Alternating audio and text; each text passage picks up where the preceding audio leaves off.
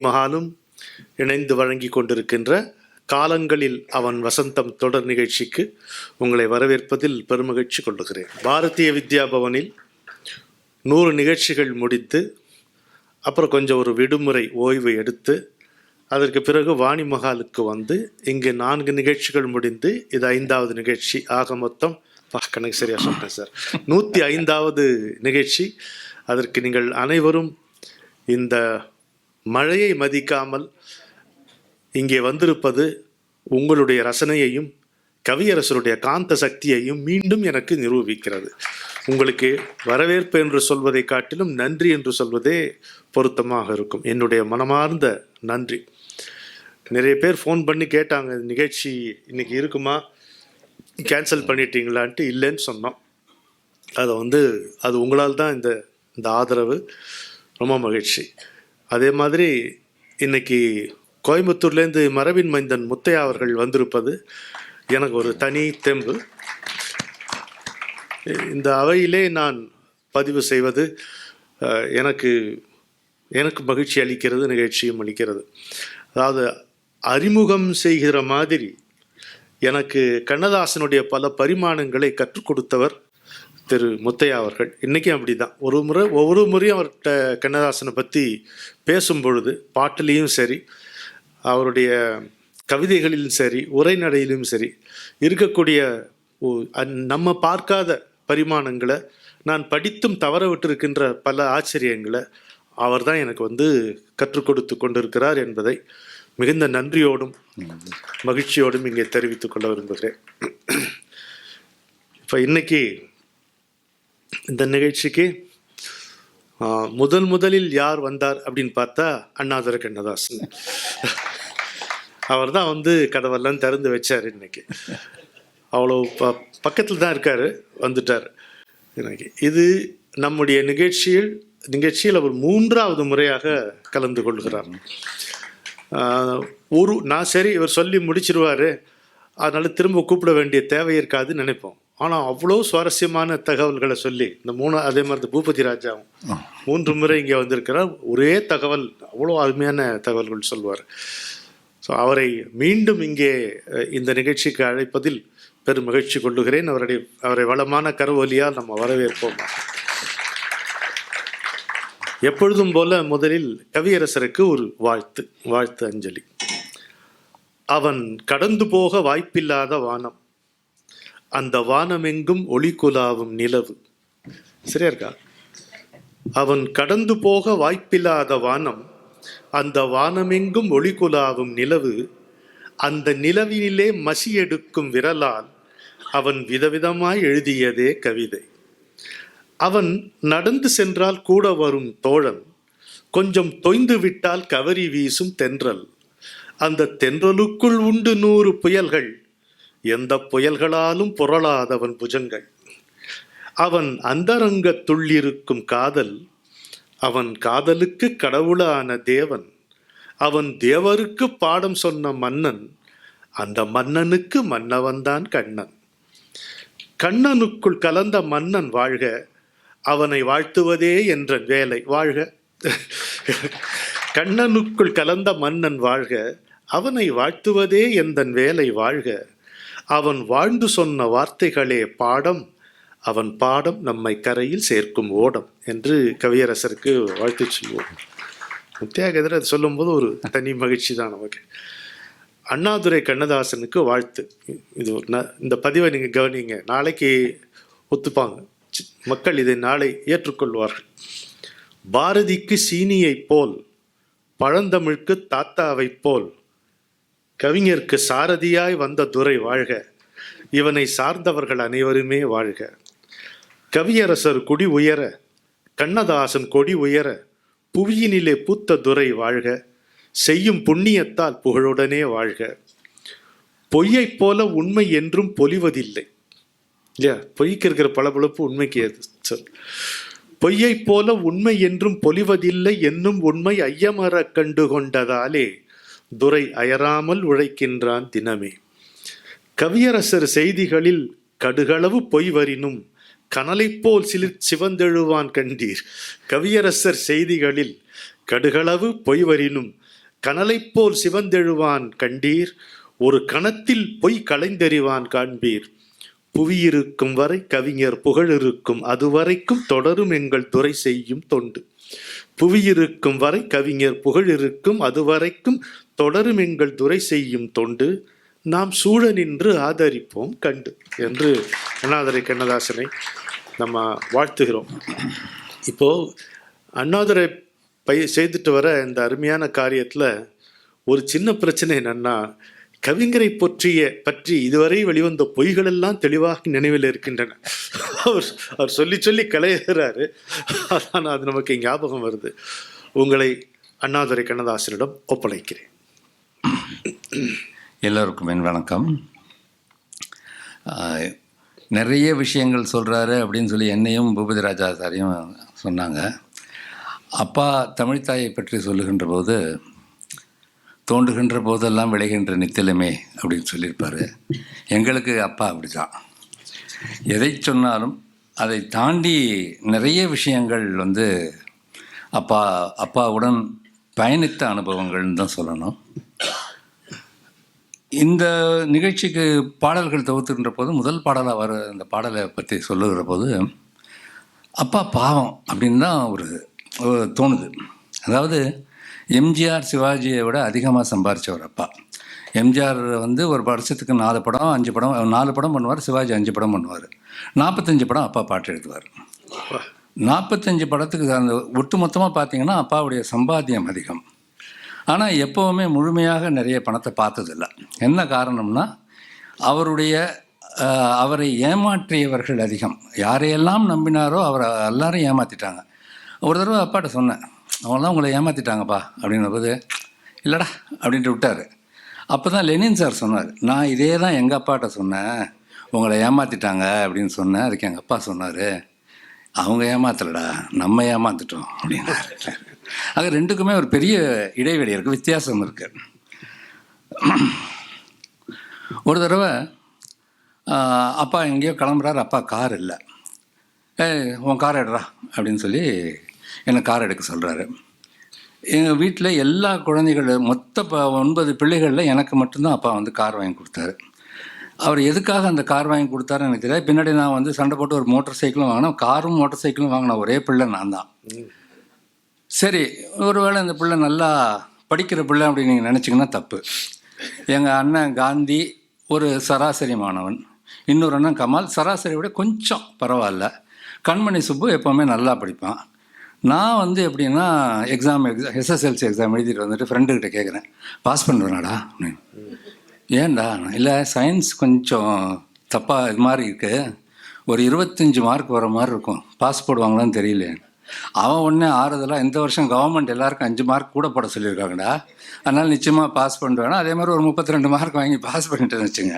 ஆக இந்த கார் எதுக்காக அப்பா அதை எனக்கு வாங்கி கொடுத்தாருன்னு தெரியாது. அது என்னுடைய விதியை நிர்ணயித்ததும் அந்த கார். இல்லைனா நான் பாட்டுக்கு பிஎஸ்சி பயோகெமிஸ்ட்ரி பண்ணி ஏதோ பண்ணணுங்கிற கனவில் இருந்தவன் இந்த காரினால் நான் சினிமா துறைக்கு வர வேண்டியதாகிடுச்சு. அது தனியாக என்னுடைய சினிமா இதை பற்றி ஒரு புக் எழுதிட்டுருக்கேன், அப்பாவை பற்றியும் என்னுடைய இதை பற்றியும் புக்கு எழுதிட்டுருக்கேன். இன்னும் முடியல, 8 அத்தியாயங்கள் வந்திருக்கு. அப்போ ஒரு நாள் கார் எடு, சீக்கிரம் போகணுன்னார் அப்பா.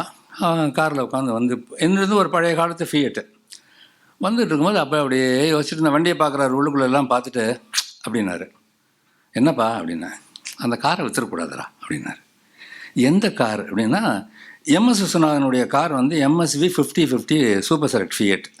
அதே எம்எஸ்வி 1414 அப்பாவுடைய கார். ஏன்பான்னு, அந்த கார் இருந்தபோது வரைக்கும்டா பணத்தை எல்லாம் கட்டி கட்டி தான் டிக்கில் போட்டு கொண்டாடுவோம் பாட்டு எழுதும் போது, அதை விற்றதில் அதிர்ஷ்டம் போயிடுச்சோ அப்படின்னு அது யோசித்தேன். அப்பாவுடைய அன்றைய வருமானம் ஒரு நாளைக்கு எப்படி இருந்தாலும் 5 பாட்டு குறையாமல் எழுதினாலும் இப்போ ஒரு 1500 வச்சா கூட 7000-8000 ரூபாய்க்கு மேலே வரும். பவுன் 90 ரூபா விற்ற காலகட்டம். இன்றைக்கி அது அந்த வருட கணக்கு போட்டால் 30 கோடி ரூபாய்க்கு மேலே சம்பாரிச்சிட்டு இருப்பார் வருஷத்துக்கு. இதையுமே சேர்க்கலை. அவருடைய மனசில் என்ன ஆசைகள் இருந்துச்சுன்னு தெரியாது. மொத்தமாக அந்த பணம், ஏன்னா மொத்தமாக ஒரு பணத்தை பார்த்தது எல்லாமே ஒரு படம் எடுக்கும்போது கடன் வாங்கினது நேரத்தில் தான். மற்றபடி ஒரு மொத்தமாக 1 லட்சம் 2 லட்சங்கள்லாம் பார்க்கல. அறிஞர் அண்ணா ஆட்சிக்கு வராரு. அந்த காலகட்டத்தில் அவர் லாட்ரி டிக்கெட்டை அறிமுகப்படுத்துகிறாரு. லாட்ரி டிக்கெட் அறிமுகப்படுத்தணும்னா அப்பா வந்து லாட்ரி டிக்கெட் வாங்குவோம் அப்படின்னா ₹1 ஒரு டிக்கெட்டு வாங்கினா 100 டிக்கெட்டாக வாங்குவார். ₹100 கொடுத்து ஒரு டிக்கெட் ஒரு கட்டு வாங்கிட்டு வருவார். எங்கள் அம்மாட்ட கொடுத்துரு, அந்த பரவாயில்ல வச்சுக்கோ அப்படின்னு. அந்த ரிசல்ட் வரும்போது எங்கள் அம்மா அந்த பேப்பர் வச்சு பரட்டிகிட்டே இருப்பாங்க. ₹1 ₹2 பரிசு மொத்தமாக ₹20 தான் விழும். இப்படி ஒரு கொஞ்ச நாள் ஆச்சு, அப்புறம் விட்டுட்டார். இதுக்கு இடையில் கவிதா ஹோட்டல் வாசலில் அப்பாக்கிட்ட வேலை பார்த்த மணிங்கிறவர் ஒரு கடை வச்சுருக்காரு. அவர் வந்து டிக்கெட்டு விற்கிறதுக்காக அப்பப்போ அப்பா பார்த்தானே அப்படின்னு ஒரு கட்டை கொடுத்துட்டு போயிடுவார். இந்த கட்டையும் வாங்கி கொண்டாந்து வீட்டில் கொடுத்துட்டு இருப்பார். ஒரு தடவை கூட பரிசு விழுந்ததில்லை. ஆனால் பரிசு விழுந்தால் என்ன பண்ணணும்னு அவருக்குள்ளே ஒரு கற்பனை இருக்கும்ல, ₹1,00,000 வருது அப்படின்ட்டு. இந்த கற்பனைக்கு வடிகால் மாதிரி ஒரு படத்தில் வந்து ஒரு சூழல் வருது. அது நான் துணை இயக்குனராக வேலை பார்த்த படம், எஸ்பி முத்துராமன் டைரக்ஷனில் ஆண் பிள்ளை சிங்கம் அப்படிங்கிற ஒரு படம். அந்த படத்தில் சுஜாதாவும் விஜயகுமாரும் வந்து ரொம்ப ஏழைங்க. அது ஒரு 5-6 ஜோடி வரும். சிவகுமார் சார், ஸ்ரீபிரியா, ஃபட்டாபட் ஜெயலட்சுமி, முத்துராமன், இப்படி. இந்த சுஜாதாவுக்கும் விஜயகுமாருக்கும் வந்து லாட்ரியில் டிக்கெட் வாங்கி அதில் ஒரு பரிசு விழுந்துருது. அந்த பரிசு விழுந்த உடனே ஒரு பாட்டு அதை வச்சு ஒரு சுஜாதா அம்மா குழந்தைங்களை வச்சு பாடுறாங்க. இதில் வந்து கதை பிரகாரம் இந்த லாட்ரி டிக்கெட் தொலைஞ்சு போயிடுதுன்னு வரும், அது வேறு. கதை பிரகாரம் அதை வந்து இந்த இந்த பரிசு விழுந்துருச்சுங்கிற சந்தோஷத்தில் அவள் பாடுறா அப்படிங்கிற சுச்சுவேஷன். அப்பா பாட்டு எழுதிட்டாரு. இந்த பாட்டுக்கு ஷூட்டிங் அப்போ வந்து அப்படின்னா, நான் ஒரு காலேஜ் படிச்சுட்டு இருக்கப்போ திடீர்னு போய் அசிஸ்டன்ட் டைரக்டராக சேர்ந்து காலையில் 8:30 மணிக்கு எந்திரிச்சு காலேஜுக்கு போய்ட்டு 5-6 மணிக்கு பேஸ் விளையாடிட்டு வந்து தூங்குறவனை காலையில் 7லேருந்து நைட்டு வரைக்கும் ஒர்க் பண்ணும்போது நமக்கே வந்து கண்ணு சுற்றுது. அதில் தூக்கத்தில் எப்படி நிற்கிறேன், ஏய் தூங்காத அப்படிங்கிற முத்துராமன் சார் சுஜாதாட்ட சொல்லுவார், சுஜா கவிஞர் உணர்ச்சி வசப்பட்டு பாட்டு எழுதியிருக்காரு, ஒழுங்காக நடி அப்படிம்பார். இது எதுவுமே எனக்கு புரியல. ஒரு காலகட்டத்துக்கு பிறகு அந்த பாடலை திருப்ப கேட்கும்போது அப்படியே மனசில் வந்து அது என்ன சொல்கிறதுனே தெரியல. அதாவது என்னென்ன ஆசைகள் வைத்திருந்தார். காலம்பல காத்திருந்தோம் கண்ணபெருமானே, கற்பனையில் வாழ்ந்திருந்தோம் கண்ணபெருமானே, காவலுக்கு வந்து நின்றாய் கண்ணபெருமானே, கை நிறைய செல்வம் தந்தாய் கண்ணபெருமானே. எப்படி பாரதியார் வந்து அந்த இவரை கூப்பிடுவார் இல்லையா, அந்த கண்ணபெருமான் மாதிரி, அவர் வந்து கிருஷ்ணனுக்கு சொல்லுவார் ஒரு கவிதையில். இது அந்த நடைய வந்து காயிலே புளிப்பதென்ன கண்ணபெருமானே, கனியிலே இனிப்பதென்ன கண்ணபெருமானே. அதே மாதிரி அப்பா எழுதின பாட்டிலேயே கண்ணிலே இருப்பதென்ன கண்ணீளமானே, கண்ணீளமானே, காவியமா ஓவியமா கண்ணீளம், அதே சந்தம், அதே நடை.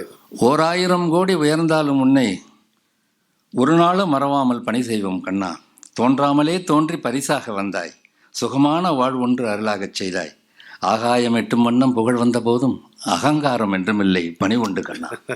அதில் அடுத்த சரணம் தான் வந்து அருமையாக இருக்கும். இவருடைய உறவுகள் வந்து இவருக்கு எல்லா உறவுகளுமே வந்து எட்டி நின்று ஒரு காலகட்டம் வரைக்கும் சம்பாதிக்க ஆரம்பித்ததுக்கு அப்புறம் தான் எல்லாம் வராங்க. அதே இங்கே சொல்கிறாரு, பருவத்தில் தெய்வங்கள் தரும் என்னும் போது பரந்தாமன் அருளின்றி நல்வாழ்வு ஏது, ஊரென்று உறவென்று உறவாடும் நேரம் ஓர் சொல்லில் அடங்காது நீ தந்த வாழ்வு, மாணிக்க பந்தலிட்டு மனை கட்டினாலும் காணிக்கை உனக்குண்டு கண்ணான கண்ணா அப்படின்னு. இந்த பாட்டு இன்னைக்கு கேட்கும்போதெல்லாம் வந்து அப்படியே ஒரு மனசில் கஷ்டப்படும். அப்பா வந்து எவ்வளோ சம்பாதிச்சிருந்தாலும்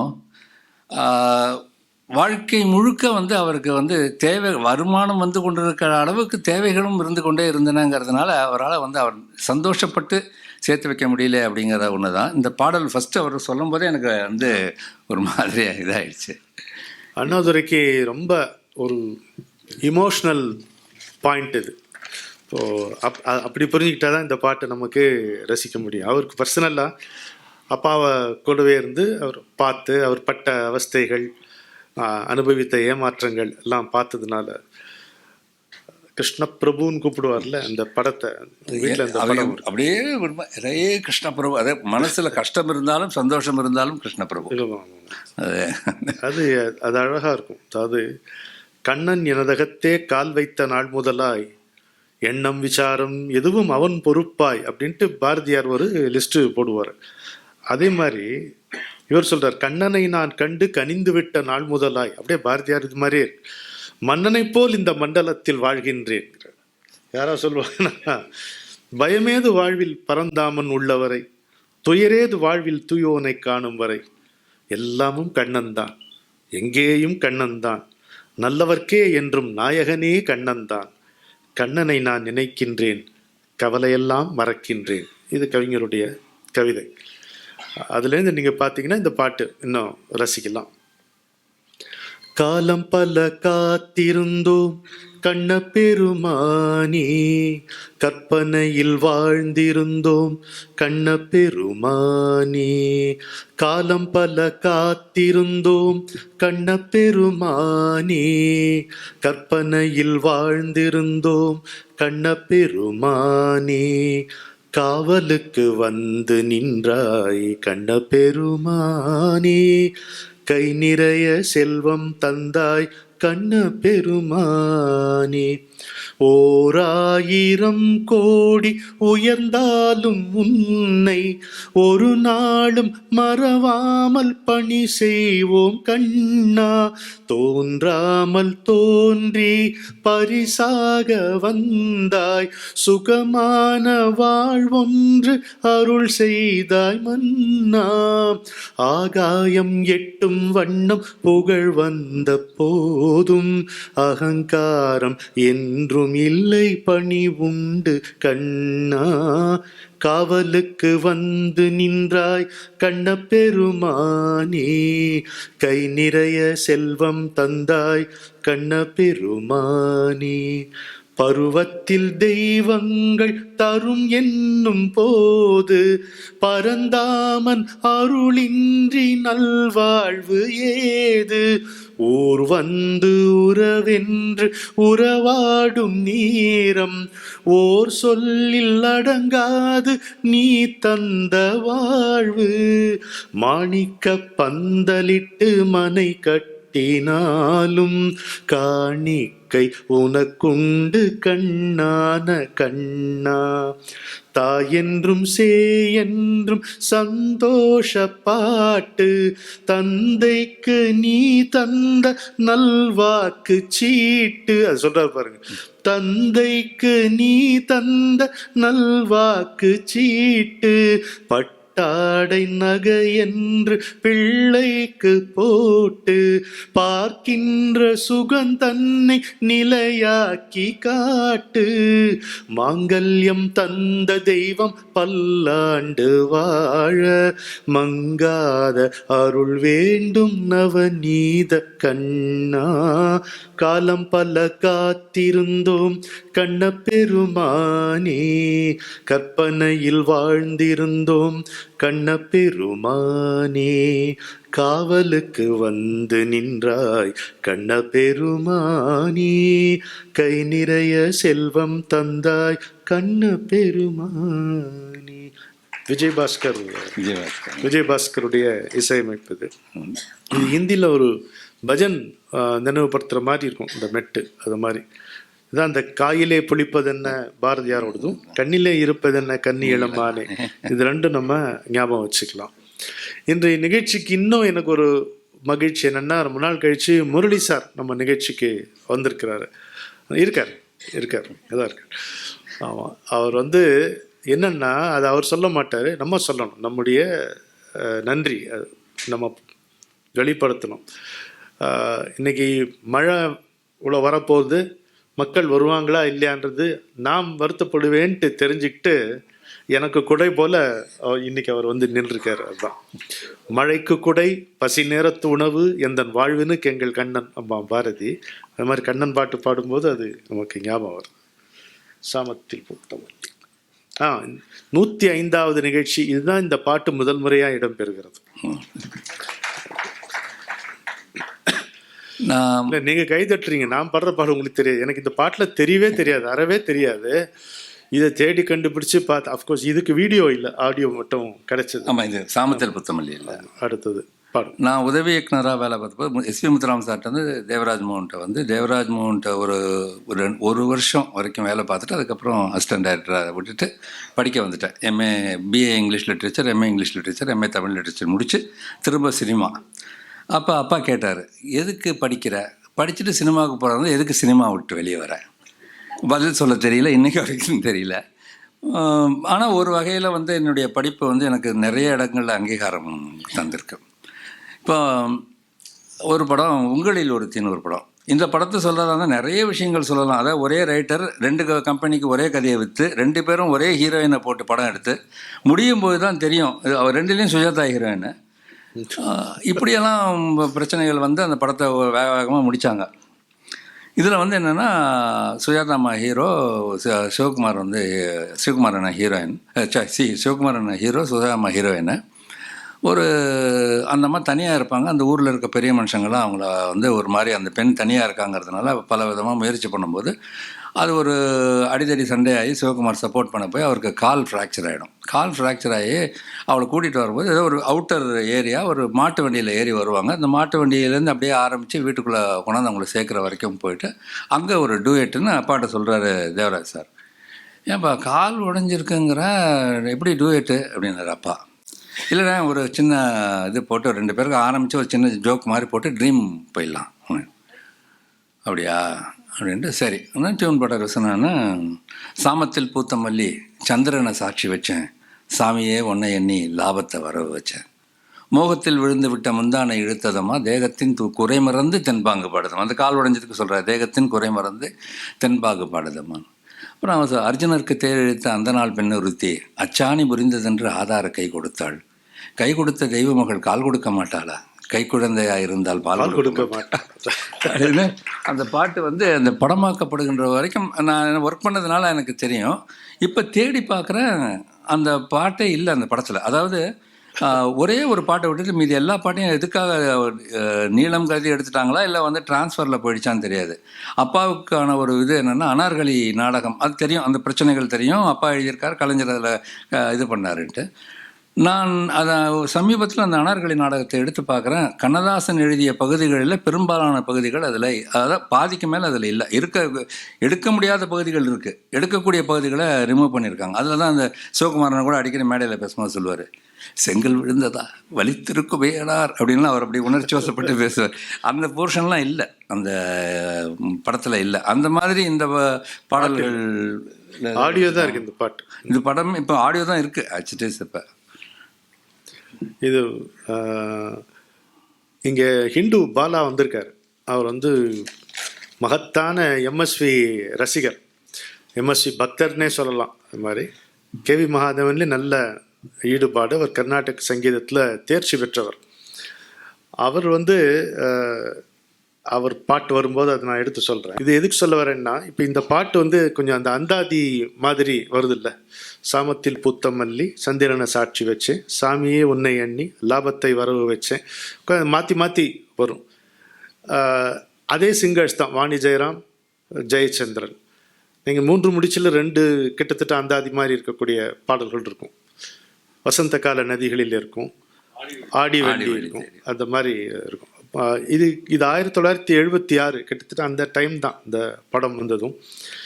இந்த பாட்டும் இந்த நிகழ்ச்சியில் முதல் முறையாக இடம்பெறுகிறது என்றதை தெரிவித்து அண்ணாதுரைக்கு ஒரு கரவொலி கொடுக்கணும். அதுக்காக 2வது பாட்டு புதுசாக.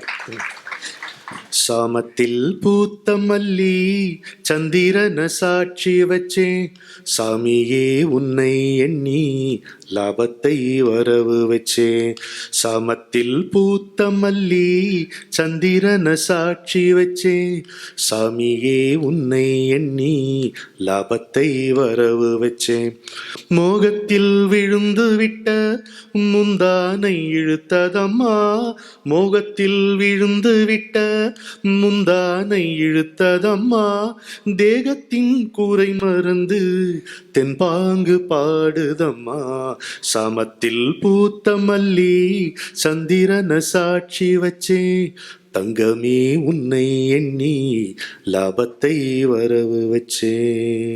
இப்போ அவ பாடும்போது, அர்ஜுனக்கு தேரிழுத்த அந்த நாள் பெண்ணொருத்தி, அச்சாணி முறிந்ததென்று ஆதார கை கொடுத்தாள். அது என்னது, எங்கே இந்த கதை வருது?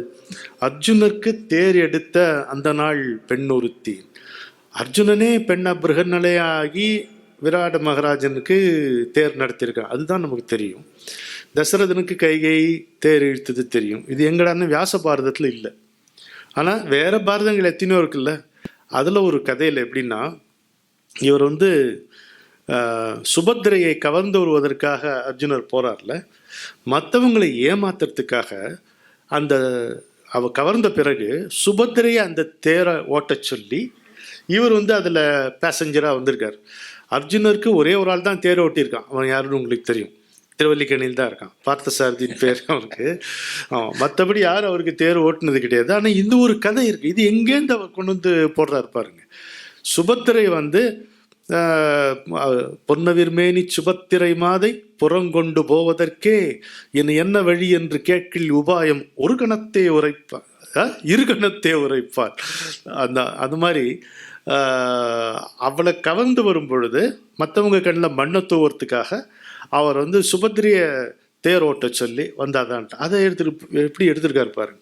அர்ஜுனருக்கு தேர் இழுத்த அந்த நாள் பெண்ணொருத்தி அச்சாணி முறிந்ததென்று ஆதார கை கொடுத்தாள், ஆதார கை கொடுத்தாள். கை கொடுத்த தெய்வ மகள் கால் கொடுக்க மாட்டாளோ, கை கொடுத்த தெய்வ மகள் கால் கொடுக்க மாட்டாளோ, கை குழந்தையாயிருந்தால் பால் கொடுக்க மாட்டாளோ, பால் கொடுக்க மாட்டாளோ. சாமத்தில் பூத்த மல்லி சந்திரன சாட்சி வச்சே, தங்கமே உன்னை எண்ணி லாபத்தை வரவு வச்சேன். முதல் முறையாக இந்த பாடல் நிகழ்ச்சியிலே. அடுத்தது வந்து அடுத்த சரணமும் நாகமணி பூங்குழலில் பல்லரும்பு சிரிக்க கண்டு பட்ட சுகம் கொஞ்சமல்ல அப்படின்னு சொல்லி சிரிக்கிறார் அவர். சிரிச்சவொன்னா அவ சொல்றா, சக்கரத்து சலங்கைகள் போல் சத்தமிடும் சிரிப்பதற்கு, சக்கரத்து சலங்கைகள் போல் சத்தமிடும் சிரிப்பதற்கு, சர்க்கரையில் தேன் விழுந்து சந்தோஷம் அடைவதற்கு, சந்தோஷம் அடைவதற்கு.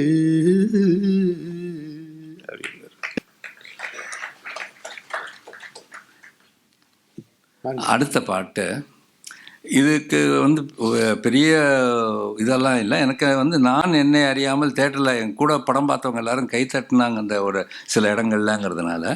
அப்பாவுடைய தாய் வீடு மாடர்ன் தியேட்டர்ஸோட படம் 4 கில்லாடிகள்னு. ஜெயிலேருந்து ரிலீஸ் ஆகிற 4 பேர் ஏதாவது தொழில் பண்ணுங்கிறதுக்காக ஒரு படம் எடுக்கிறாங்க. ஒருத்தர் ப்ரொடியூசரு, ஒருத்தர் ஃபைனான்சர்னு அவங்களா வேஷம் போட்டு, ஒருத்தர் டைரக்டரு. இந்த படம் எடுத்து முடிக்கிற வரைக்கும் ஏகப்பட்ட கோல்மால்கள் பண்ணி கடைசி படம் முடியும் போது ஜெயிலுக்கு போயிடுவாங்க. திரும்ப போயிட்டு வரோம் அப்படின்ட்டு கிளம்புவாங்க.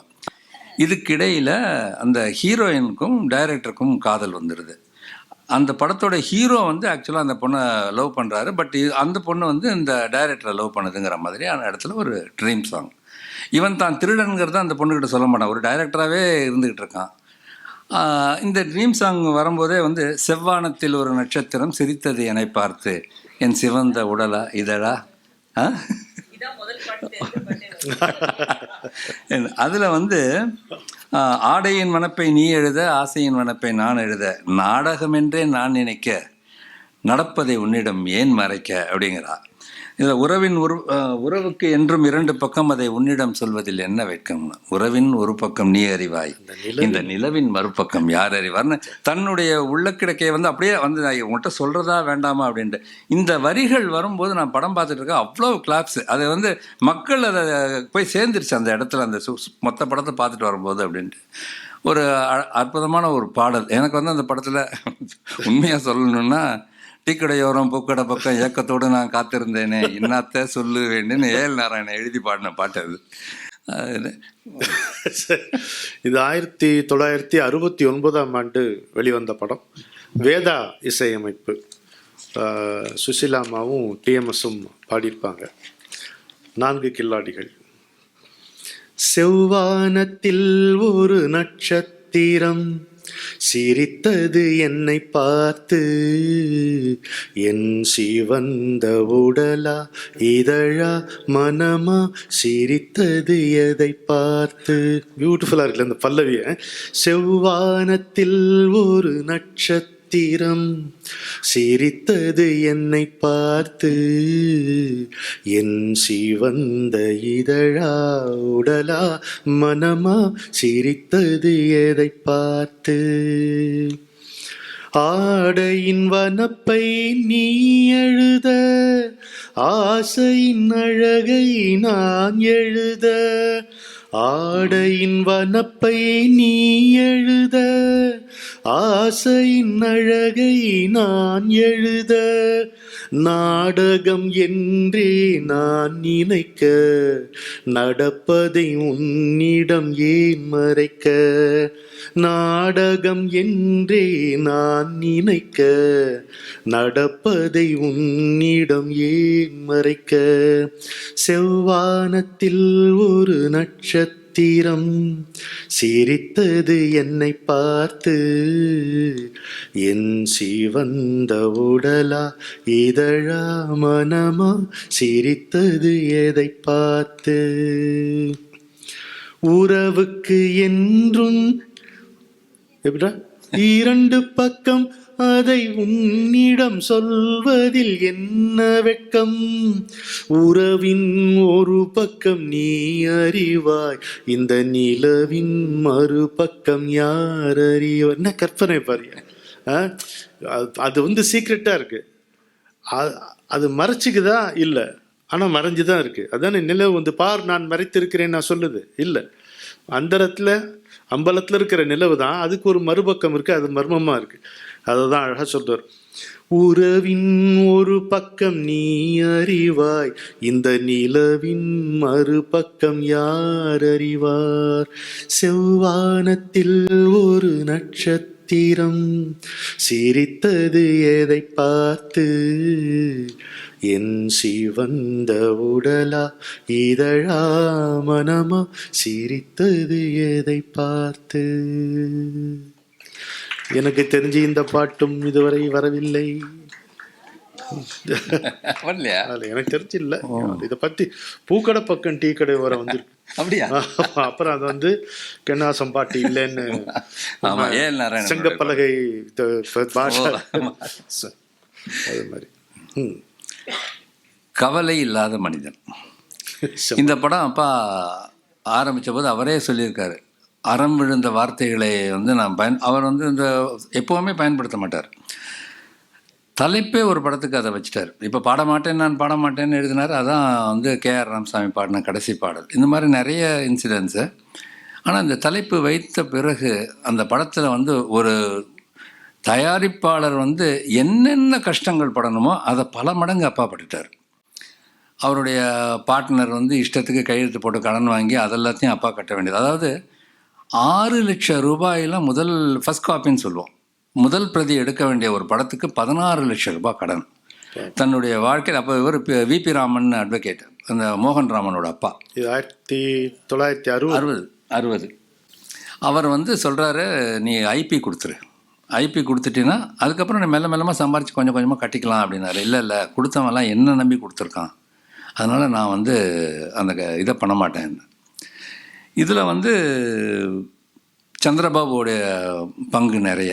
ஷூட்டிங் விட்டு ஓடிடுவார். அப்போ டிஎஸ் பாலையானனும் எம்ஆர் ராதானனும் போய் சந்திரபாபுகிட்ட இப்போ காம்ப்ரமைஸ் பண்ணி கூட்டிகிட்டு வருவாங்க. அந்த கதை பின்னாடி ஒரு பாலையானனை பற்றி பேசும்போது சொல்கிறேன். இப்படி ஒரு பிரச்சனைகள் திரும்புகிற பக்கம்லாம் கடன்காரர்கள் வீட்டில் குழந்தைகள் அது இது எல்லாம் இருக்கும்போது ஒரு மனிதனால் எப்படி பாடல் எழுத முடியுது? அதாவது அவ்வளவு கஷ்டங்களுக்கு நடுவில் என்ன சுச்சுவேஷன் சொன்னாலும் அதுக்கு பாட்டு எழுதுறாங்க. இப்போ கேட்க போகிற பாட்டு அந்த படத்தில் ராஜசுலோச்சனாவுக்கும் எம்ஆர் ராதாவுக்குமான ஒரு பாட்டு. எம்ஆர் ராதா ஏற்கனவே ராஜசுலோச்சனாவோட இருந்து அந்த அம்மாவை கெடுத்து பின்னாடி கிளைமேக்ஸில் கல்யாணம் பண்ணிக்கிற மாதிரியான ஒரு இது ஃபஸ்ட் நைட் சாங்கு. இதில் அவர் ராதா வழக்கம் போல் அவருடைய காமெடிலாம் பண்ணியிருப்பார், காமெடி பண்ணியிருப்பார். இதில் எனக்கு என்னென்னா பாட்டு பெண் பார்க்க மாப்பிள்ளை வந்தாருன்ட்டு. இப்போ இவங்க சொன்னாங்க இல்லையா அது மாதிரி அந்தாதின்ட்டு. இதுலேயுமே அந்தாதி ட்ரை பண்ணியிருப்பாங்க. ஒருவேளை அந்த மன கஷ்டங்கள்னால அது பூரணமான அந்தாதியாக என்னன்னு தெரியாது. ஆனால் அந்த கஷ்டங்கள் இருக்கிறதுல அதாவது கண்பட்ட மோகமோ கைப்பட்ட வேகமோ புண்பட்ட நெஞ்சிலும் புதுமைகள் தோன்றுமோ, எண்ணங்கள் மாறியும் மாறாத சொந்தமோ, எண்ணங்கள் மாறியும் மாறாத சொந்தமோ, பெண்மையின் நீதியில் பண்பட்ட பந்தமோ, வெண்மில்லை சோலையில் பொன்வண்டு பாடினா இப்படி வரும்.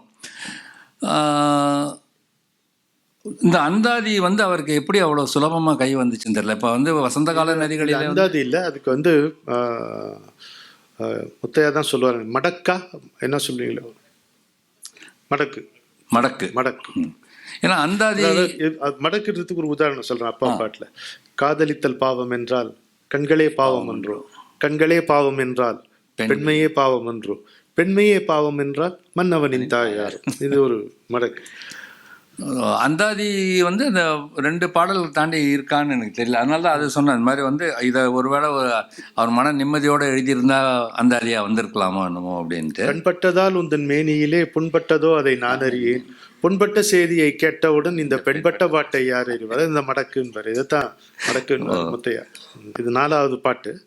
இதுவும் இந்த நிகழ்ச்சியில முதல் முறையா இடம்பெறுகிறது.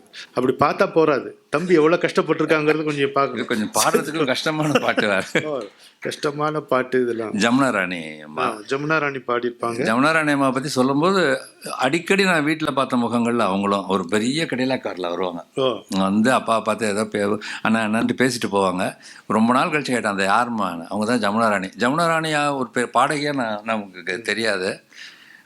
பிற்காலங்களில் ஜமுனா ராணி அப்படிங்க. ஓஹோ, சரி. இது விஸ்வநாதன் ராமமூர்த்தி இசை, 1960 வெளிவந்த படம். ராஜசுலோச்சனா கொஞ்சம் குழப்பமா இருக்கும். அவங்க வருத்தப்படுறாங்களா சந்தோஷப்படுறாங்களான்றது சரியா புரியாது. இல்லை யாரை நினச்சி வருத்தப்படுறாங்க, யாரை எண்ணி சந்தோஷப்படுறாங்கன்னு தெரியாது. அது மாதிரி இருக்கும். அப்புறம் இவர்கிட்ட கதையை கேட்டுக்கிட்டேன் அந்த மாதிரின்னு. அதுக்கப்புறம் ஒரு பஞ்ச் ஒன்று வச்சிருப்பாரு எம்ஆர் ராதா. அது பாட்டு முடிஞ்சோன்னு சொல்கிறேன்.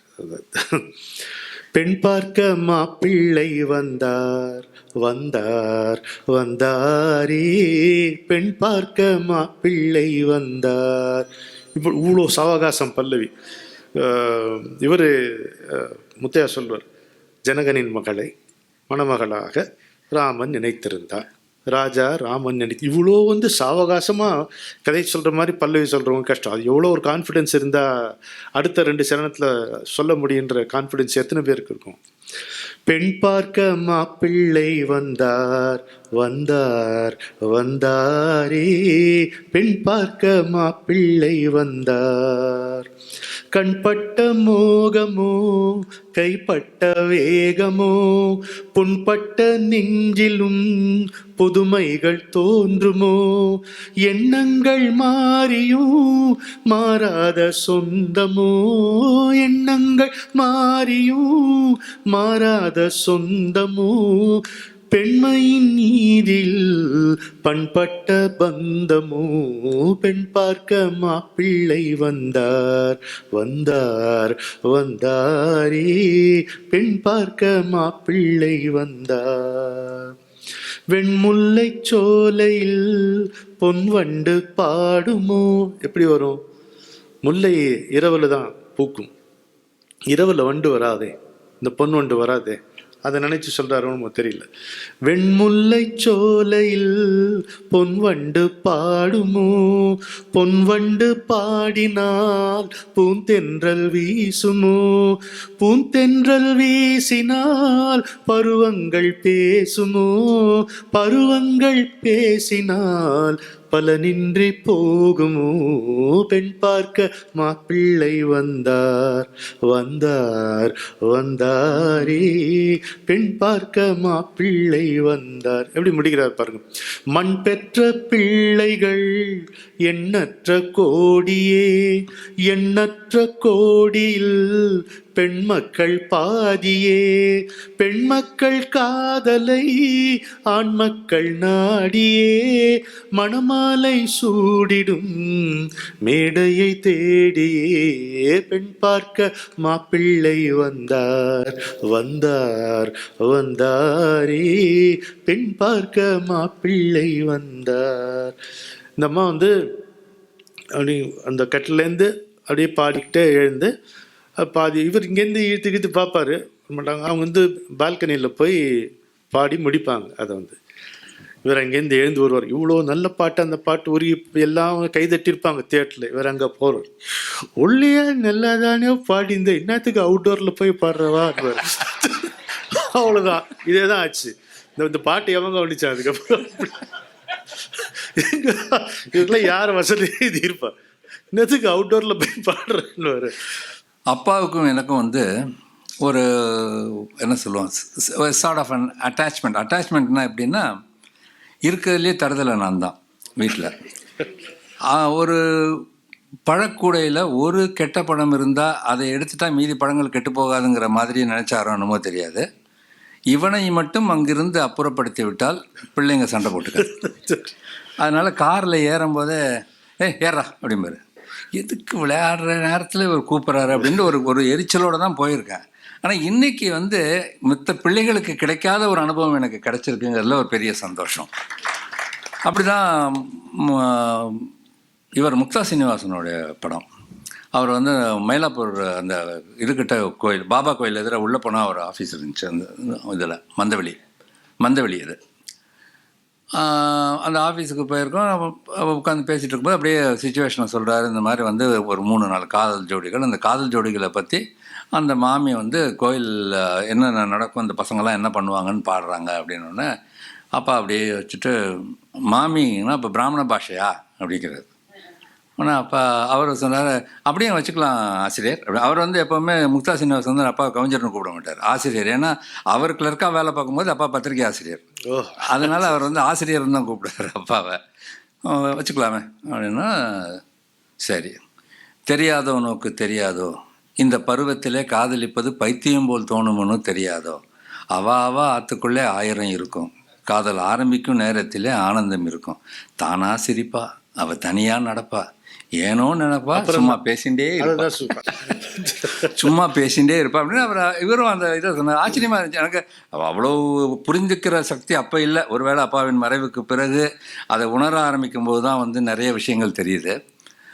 இது வரும்போது ஒரு இது சொல்கிறார், பூஜைக்காக போகிறவ போல் ஆம்பளை போவான், அங்கே பூஜை தேடி பொம்மநாட்டி நேரத்தில் வருவா, அவள் சாமியை கண்டாளா, அந்த மூர்த்தியை கண்டாளா, மூஞ்சியை கண்டாளா, பையன் மூஞ்சியை கண்டாளான்னு வரும்.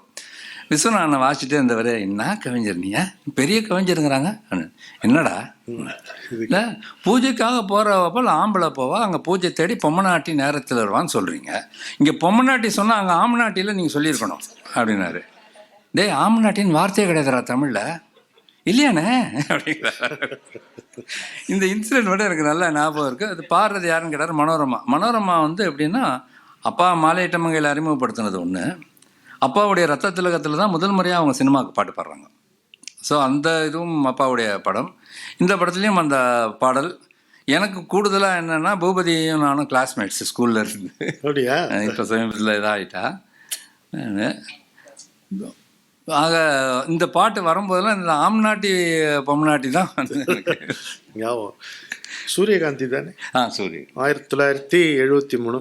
இதுவும் எம்எஸ்வி தான். அந்த மாதிரி அவளவாத்துக்குள்ள 1000 இருக்கு, காதல் ஆரம்பிக்கும் நேரம் முதல் நாடகம் இருக்கு, தானா சிரிப்பா அவ தனியா நடப்பா, தானா சிரிப்பா அவ தனியா நடப்பா, ஏதோ நினைப்பா சும்மா பேசிண்டே இருப்பா அப்படின்னா, தெரியாதோ நோக்கு தெரியாதோ, சின்ன பருவத்திலே காதலிப்பது பைத்தியம் போல் தோணும் முன்னு தெரியாதோ.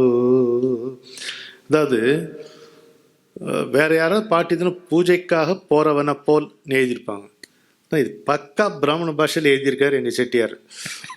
பூஜைக்காக போறவா போல், பர்ஃபெக்ட் கிராமர். அது பிராமணிக்கல் லாங்குவேஜில் பர்ஃபெக்ட் கிராமர்னா போறவனை போல, போறவா போல். பூஜைக்காக போறவா போல் ஆம்புள்ள போவா, அங்கே பூஜை தேடி பொம்மை நாட்டி நேரத்தில் வருவா, சாமிய கண்டாளா அவ பூஜைய கண்டாளா, சாமிய கண்டாளா அவ பூஜைய கண்டாளா, வந்த மூர்த்திய கண்டாளா பையன் மூஞ்சிய கண்டாளா. வந்த மூர்த்தின்னு என்ன, உற்சவமூர்த்தி வர்றாரு வெளியில, இந்த சாமியும் பார்க்கல, எதிர உற்சவமூர்த்தி வர அவரையும் பார்க்கல. மூர்த்தினா நம்ம அதில் கேரக்டரை பார்த்தேன். அடுத்த வார்த்தையை பார்த்தீங்கன்னா பையன் மூஞ்சிய கண்டாளா. இது பாருங்க, இது ப்ரோ வில்லங்கமான ஒரு வரி எழுதியிருக்காரு. படத்தை பார்த்து பட்ட பாடு நடத்தி பார்க்குறான், சினிமா படத்தை பார்த்து பட்ட பாடு நடத்தி பார்க்குறான், அவ பழைய கால டூயட் பாட்ட பாடி பார்க்கிறான். ஒரு மனோரமா ஒரு பிட்டு படம். மனமோக நாங்கணங்க வாடுதே கனவிலும் என் மனம். இதை எனக்கு நாகேஷ் ஒரு வாட்டி டெமான்ஸ்ட்ரேட் பண்ணி காமிச்சார். அந்த நாளில் பாடுறது லைவாக பாடணும். மைக் இந்த புதரில் கிதரில் வச்சுருப்பாங்க. அதை ஜிஎன்பிட்ட சொல்லிட்டாங்க. அது இது வரைக்கும் சரியாக தான் இருப்பாராம். நாகேஷ் பாடிக்காம ஜேவித்தம்னே அன்பேன்னு வராங்க. ஆனால் பர்ஃபெக்டாக நாகேஷ் அதை பண்ணி வச்சு ஒரு இன்ஸ்டன்ட்டில் மூஞ்சி மாறி போய் அவ்வளோ சரி. நீங்கள் யோசிப்ப சொல்கிறாரு வைசாக் அப்படின்னு கூப்பிடுவார். என்ன வைசாக் நீ யோசிப்ப ஏன் இவ்வளோ சீரியஸாகிறாரு, காதல் தானே அப்படின்னு. மைக்குயா மைக்கு மிஸ் ஆகிடும். அது தரையில் உருளுறா அவன் தலைய தடவுறான், இவ தரையில் உருளுறா அவன் தலைய தடவுறான், அறையில் நடப்பதை அவ அம்பலமாக்குறா, தெரியாதோ நோக்கு தெரியாதோ சின்ன பருவத்திலே காதலிப்பது பைத்தியம் போல் தோணும் முன்னு தெரியாதோ.